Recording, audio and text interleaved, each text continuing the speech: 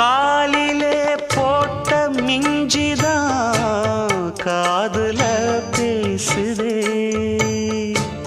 கழுத்துல போட்ட தாலிதான் காவியம் பாடுதே.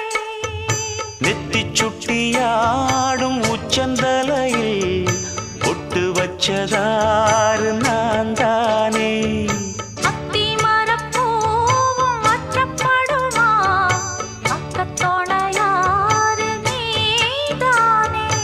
ஆசை பேச்சில் பாதி மூச்சில் லேசாதேகம் சூடு